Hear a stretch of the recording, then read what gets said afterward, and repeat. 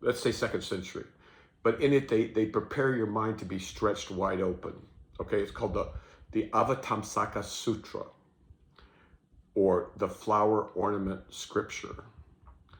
And there's a chapter specifically dedicated to dealing with that issue. Because after the infinities, then you get into unspeakables. And then after unspeakables, you get into uncountables. And then once you're into uncountables, then you're into inconceivables. And then once you're past the inconceivable, you're into the, and so on and so forth. But this is after they've done the work of going through all the numbers. So I recommend it to you. It's only about 10 pages, this particular book in that book.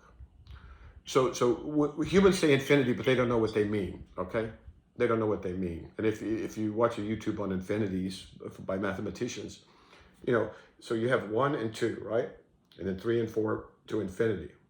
Well, now we're going to divide between 1 and 2. We can create another infinity of the little spaces in between 1 and 2. And then we can keep doing that. And then and there's other tricks, and it'll blow your mind.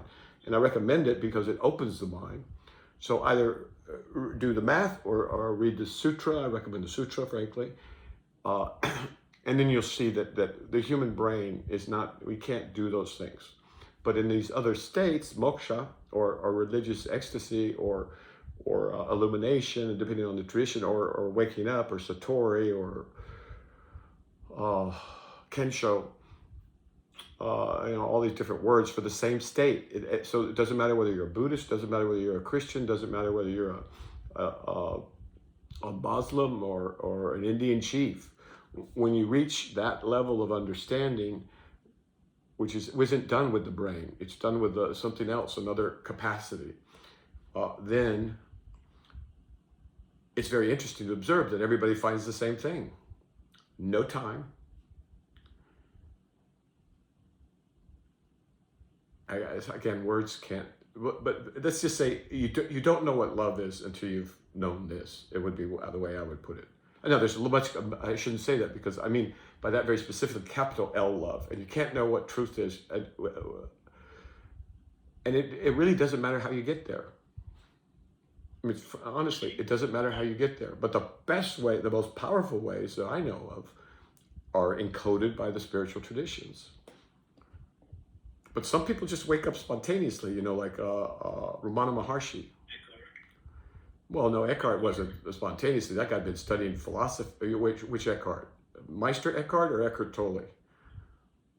Eckhart Tolle. Okay, who named himself after Meister Eckhart. Well, yeah, you could say he woke up spontaneously. But remember, he'd been studying philosophy at the universities. He'd been studying German philosophers. And the German philosophers are mystics, right?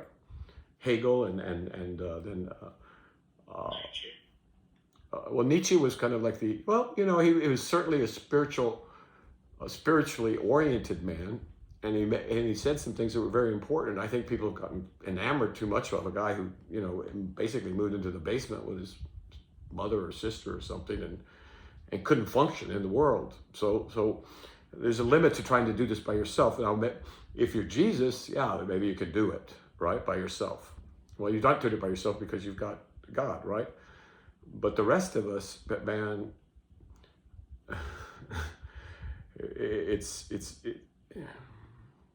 we need help, right? But help is available, always. The real help, right? I'm just like a pointer, I point this way or point that way, or say you might be interested in this, you might be interested in that. But so that's it, dude. You're on the track. You're on track. That's the big news, the important news. Keep going.